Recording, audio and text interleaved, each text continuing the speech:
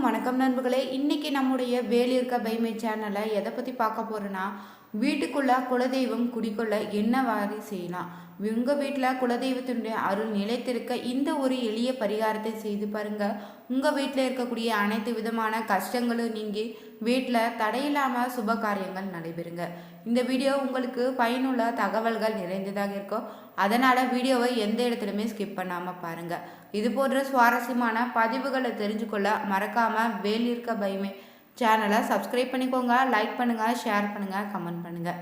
உங்களுக்கு பார்த்தீங்கன்னா ஜோதிட ரீதியான சந்தேகம் இருக்குதா? ஜோதிடத்தில் ஒரு நல்ல தெளிவான பதிவையும் பரிகாரத்தை பெற்றுக்கொள்ள வீடியோவில் டிஸ்கிரிப்ஷனில் கொடுத்துருக்க நம்பருக்கு கால் பண்ணுங்கள். வாங்க வீடியோக்குள்ளே போகலாம். குலதெய்வ வழிபாடு பார்த்திங்கன்னா ஒவ்வொரு அவசியமாக செய்யக்கூடிய ஒரு வழிபாடுன்னே சொல்லலாங்க.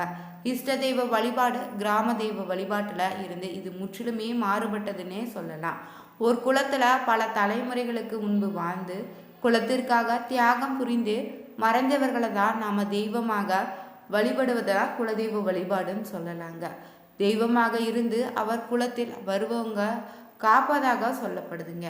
பெரும்பாலும் பார்த்தீங்கன்னா மாசி பங்குனி மாதங்களில் தான் குலதெய்வ வழிபாட்டிற்கு உரிய சிறந்த காலமாக சொல்லப்பட்டிருக்குது. இந்த குலதெய்வ வழிபாடு ஒவ்வொரு குலத்திற்கும் மாறுபடுங்க. தற்போது வாழ்க்கை சூழலில் பார்த்தீங்கன்னா பலருக்கும் தங்களுடைய குலதெய்வம் எதுன்னு அந்த கோவில் எங்கே இருக்குதுன்னு கூட தெரியாமல் போயிடுச்சு. இப்படி நீங்கள் குலதெய்வம் தெரியாதவங்களும் பல விதமான பிரச்சனைகளை இருந்து விடுபட வழி தெரியாமல் இருப்பவங்களுக்கும் பார்த்தீங்கன்னா குலதெய்வத்தினுடைய அருளை பெறுவதற்கு என்ன செய்யலான்னு இனி தெரிஞ்சுக்கலாங்க. குலதெய்வ வழிபாட்டில் பார்த்திங்கன்னா ஒவ்வொரு குடும்பத்திற்கும் குலதெய்வம் ஒன்று இருக்கும். குலத்தை காக்கக்கூடிய தெய்வத்தை குலதெய்வம்னு சொல்லுவோம். குலதெய்வத்தினுடைய அருள் இருந்தால் மட்டும்தாங்க நாம் மற்ற தெய்வங்களுடைய அருளை நம்மால் முழுமையாக பெற முடியுங்க. குலதெய்வத்தினுடைய அருள் இருந்தால் மட்டும்தான் வீட்டில் பார்த்திங்கன்னா வளர்ச்சின்னு மகிழ்ச்சின்னு நிம்மதி உரிய காலங்களில் சுப நிகழ்ச்சிகளும் தடையில்லாமல் நடைபெற்று இருக்கோம். நமக்கு தொடர்ந்து பிரச்சனை வந்தால் கூட ஒரு முறை நீங்கள் குலதெய்வ கோவிலுக்கு சென்று பாருங்கள். அந்த பிரச்சனை சரியாகிடுன்னு ஜோதிடர் சொல்வதை நீங்கள் கேள்விப்பட்டிருப்பீங்க. குலதெய்வத்தினுடைய அருளை பெற வேணும்னு நினச்சினா வருடத்துக்கு ஒரு முறையாவது நீங்கள் குலதெய்வ கோவிலுக்கு சென்று வழிபட்டு வரணுங்க. குலதெய்வ கோவிலுக்கு செல்ல முடியலைன்னா ஏதாவது தடை வந்து கொண்டே இருக்குதா? குலதெய்வம் யாருன்னே தெரியாத நிலை இருக்குதா? வெளிநாட்டில் இருக்கீங்களா? வெளியூரில் இருக்கீங்களா? குலதெய்வம் செல்ல முடியாத தூரத்தில் இருக்குதா? குலதெய்வத்தினுடைய வீட்டுக்கு வரவைப்பதற்கு ஒரு எளிய தந்திரிக பரிகாரம் ஒன்றை நாம் சொல்ல போகிறோம். இப்படி செய்து பாருங்க. நீங்கள் குலதெய்வ கோவிலுக்கு செல்ல முடியலைனாலும் உங்களுடைய குலதெய்வம் உங்கள் வீடு தேடி வந்து உங்களுடன் வாழ துவங்கிடுங்க. இதனால் பார்த்தீங்கன்னா உங்கள் வீட்டில் உள்ள கஷ்டன்னு பிரச்சனைன்னு அனைத்துமே தீர்வுக்கு வந்துடுங்க. குலதெய்வம் பார்த்தீங்கன்னா வீட்டிற்கு வரவழைக்கனா ஆண் தெய்வமாக இருந்தால் அதுக்கு ஒரு பரிகாரமோ, பெண் தெய்வமாக இருந்தால் அதுக்கு ஒரு முறையும் இருக்குதுங்க. உங்களுடைய குலதெய்வம் ஆண் தெய்வமாக இருந்துச்சுன்னா சதுரமான சிவப்பு நிற துணி ஒன்றை எடுத்துக்கோங்க. அதில் வீட்டில் ஈசானிய மூலையில் இருந்து ஒரு பிடிமண் எடுத்து வச்சுக்கோங்க. அதோடு பார்த்தீங்கன்னா பெரிய கட்டி கற்பூரன்னு, ஒரு எலுமிச்சை பழம், சிறிது பச்சை கற்பூரன்னு, 10 கிராம்பு, 10 ஏலக்காய், 2 துண்டு பட்டைன்னு சேர்ந்து ஒரு முடிச்சாக கட்டிக்கோங்க. வேணும்னு நினச்சிங்கன்னா மட்டை தேங்காயோடு சேர்த்து வச்சு கட்டிக்கோங்க. இல்லைன்னா கூட தேங்காய் தவிர மற்ற பொருட்களை மட்டும் நீங்கள் முடிச்சாக கட்டி வீட்டினுடைய நிலைவாசலுக்கு மேலே ஒரு ஆணி அடித்து அதில் மாட்டி விடுங்க. உங்கள் வீட்டில் பார்த்தீங்கன்னா குலதெய்வம் குடிக்கொள்ள ஆரம்பிச்சிடுங்க. அதுவே பெண் தெய்வத்துக்கு செய்ய வேண்டிய முறை எப்படின்னு தெரிஞ்சுக்கணும். பொதுவாக நீங்கள் நிலைவாசலில் குலதெய்வ குடியிருக்கும் இடமாக சொல்லுவாங்க. அதனால் தாங்க நிலைவாசலுக்கு அதிக முக்கியத்துவம் கொடுத்து பூஜை செய்யப்படுது. நிலைவாசலில் கட்டப்பட்டுள்ள இந்த முடிச்சுக்கு நீங்கள் பார்த்தீங்கன்னா தினமுமே தூப தீப ஆராதனை காட்டி வழிபடணும். உங்களுடைய குலதெய்வ பெண் தெய்வமாக இருந்துச்சுன்னா மஞ்சள் துணியில் ஈசானிய மூலையில் எடுக்கப்பட்ட மண்ணுடன் மேலே சொன்ன மற்ற பொருட்களை சேர்த்து அதோடு காதோலி கருகாமணியும் சேர்த்து வீட்டின் நிலைவாசலில் கட்டிடுங்க. தினமுமே நீங்கள் இதுக்கு பூஜை செய்யணுங்க. இப்படி நீங்கள் வீட்டில் நிலைவாசலில் பூஜை செய்தாலே போதுங்க. சில நாட்களிலேயே உங்கள் வீட்டில் பார்த்தீங்கன்னா குலதெய்வம் வந்து வாசல் செய்ய துவங்கிடும். அந்த தெய்வம் பார்த்தீங்கன்னா உங்களுடைய வாழ்விலுமே உங்கள் வீட்டில் வரப்போகும் நல்ல விஷயங்கள்னு கெட்ட விஷயங்களை உங்களுக்கு முன்கூட்டியே வந்து சொல்லிடுங்க. பொதுவாக தெய்வ சக்திகள் பார்த்தீங்கன்னா நம்ம தூக்கத்தில் இருக்கும் சமயத்தில் தாங்க நம்முடன் தொடர்பை ஏற்படுத்தி கொள்ள முயற்சிக்குதான். இதனால பார்த்தீங்கன்னா உங்களுடைய கனவுல கூட நடக்க போகும் விஷயங்களை சொல்லி உங்களை எச்சரிக்குங்க. தெய்வங்கள் பார்த்தீங்கன்னா மனித உருவல நிஜத்தில் வருவது போல உணர்வுகள் உங்களுடைய கனவுல வந்து குலதெய்வம் உங்களிடம் பேச துவங்கிடும். குலத்தினை காக்கக்கூடிய தெய்வம் தான் குலதெய்வம்னு சொல்லுவோம். தெய்வங்களில் மிகவும் வலிமையான தெய்வங்கள் இந்த குலதெய்வம். மற்ற தெய்வ வழிபாடுகளில் பலன்களை முழுமையாக பெறணும்னு நினச்சிங்கன்னா குலதெய்வ வழிபாடு மிகவும் முக்கியங்க. குலதெய்வங்கள் பார்த்தீங்கன்னா கர்ம வினைகளை நீக்க வல்லவையாக சொல்லப்படுது. யாருக்கு கர்ம வினைகள் மிக அதிகமாக இருக்குதோ அவருக்கு குலதெய்வமே தெரியாமல் போவது உண்டுன்னு சொல்லப்படுது.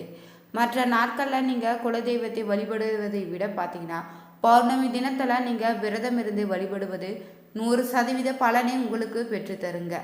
வருடத்தில் முதல் நாளாவது சித்திரை திருநாளில் முதல் நாள்னே குலதெய்வத்திற்கு நீங்கள் அபிஷேகம் செய்து வர குடும்பத்தில் நிம்மதி நிலைத்து இருக்குங்க. ஒவ்வொரு மாத பௌர்ணமிக்கு ஒரு சிறப்பு இருக்குது.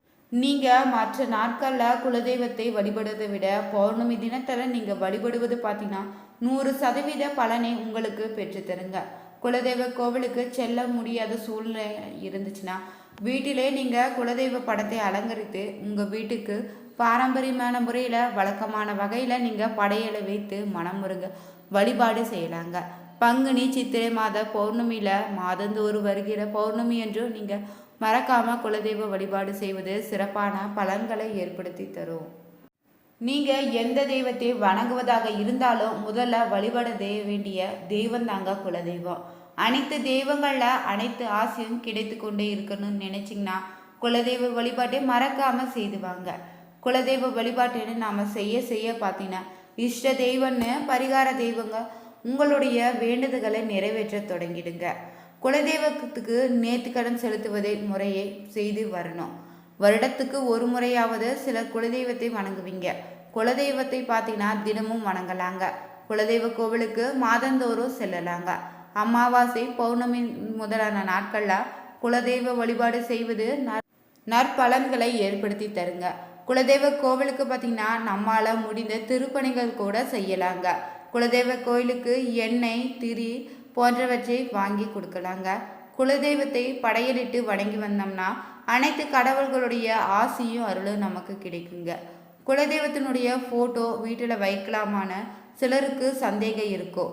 சாந்தமான குலதெய்வமாக இருந்துச்சுன்னா அதை நீங்கள் வீட்டில் வைத்து வழிபடலாங்க. உக்கிரமாக தெய்வமாக இருந்துச்சுன்னா வீட்டில் அந்த ஃபோட்டோவை வைத்து வழிபடாதீங்க. அதே போல் பார்த்தீங்கன்னா குலத்துக்கு ஏற்ற எண்ணெய் இழுப்ப எண்ணெய்ன்னு சொல்லுவாங்க.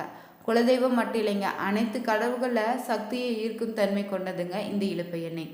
இது மட்டும் இல்லைங்க, இந்த இழுப்ப எண்ணெயில் தீபம் ஏற்றினா 1000 நெய் தீபம் ஏற்றுவதற்கு சமமாக சொல்லுவாங்க. சிவன் கோவில்களில் பெரும்பாலும் பார்த்தீங்கன்னா இழுப்பை எண்ணெய் மூலம்தான் விளக்கேற்றுவாங்க.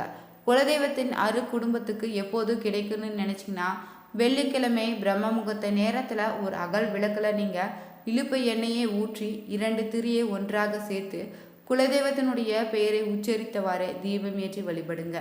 இப்படி நீங்கள் ஒவ்வொரு வாரமும் வெள்ளிக்கிழமையில தீபம் ஏற்றினீங்கன்னா குலதெய்வத்தினுடைய அருள் உங்களுக்கு முழுமையாக இருக்குங்க. குத்து விளக்கில் பார்த்தீங்கன்னா இழுப்பை எண்ணெய் ஊற்றி மஞ்சள் திரியிட்டா குபேர அருளை பெறலாங்க. கடன் தொலை இருந்தால் கூட சிகப்பு திரியிட்டு வழிபடுங்க. அதே போல் பார்த்தீங்கன்னா விடியற் காலை நேரத்தில் 1 மண் அகல் விளக்கில் ₹1 நாணயத்தை போட்டு அதில் நீங்கள் இழுப்பை எண்ணெய் சிறிது ஊற்றிக்கோங்க. 2 திரிகளை ஒன்றாக சேர்த்து திரித்து கிழக்கு பக்கமாக வைத்து அகல் விளக்கை வைத்து குலதெய்வத்தை நினைத்து வழிபட்டு வந்தீங்கன்னா பரிபூர்ண அருள் உங்களுக்கு கிடைக்க பெறுங்க. உங்கள் வீட்டில் குலதெய்வத்தின் அருள் நிலைத்திருக்க இந்த ஒரு எளிய பரிகாரத்தை செய்து பாருங்க. மஞ்சள், மண், சந்தனம், குங்குமம், விபூதி, சாம்பிராணியை, அடுப்பு கறி போன்றவற்றை சிறிதளவு எடுத்துக்கோங்க. அதை நீங்கள் ஒரு சிவப்பு துணியில் வைத்து முடிச்சு போல கட்டிக்கோங்க. வீட்டினுடைய வாசப்படியினுடைய உட்புற நிலைப்படியில் வைத்து மேல் பகுதியில் ஆணி அடித்து மாட்டிக்கோங்க. பின்னர் நீங்கள் பார்த்தீங்கன்னா தினமுமே இதற்குன்னு தூப தீப காட்டி வழிபாடு செய்தாலே போதுங்க. வீட்டில் குலதெய்வத்தினுடைய சக்தி நிலைத்திருக்குங்க. இந்த எளிய பரிகாரம் பார்த்தீங்கன்னா உங்களுக்கு ஒரு மிகப்பெரிய நற்பலன்களை ஏற்படுத்துங்க. வீட்டில் குலதெய்வம் நிலைத்திருக்க மேற்சொன்ன பரிகாரங்களை செய்து பாருங்க. உங்கள் வாழ்க்கையில் தடையில்லாத நினைத்த காரியங்கள் எல்லாம் நிறைவேறுங்க. இந்த பதிவு பிடிச்சிருந்தா லைக் பண்ணுங்கள், ஷேர் பண்ணுங்கள், கமெண்ட் பண்ணுங்கள். மறக்காமல் வேலியிருக்க பைமை சேனலுடைய பெல் பட்டன் கிளிக் பண்ணி சேனலை சப்ஸ்கிரைப் பண்ணிக்கோங்க. Thank you viewers.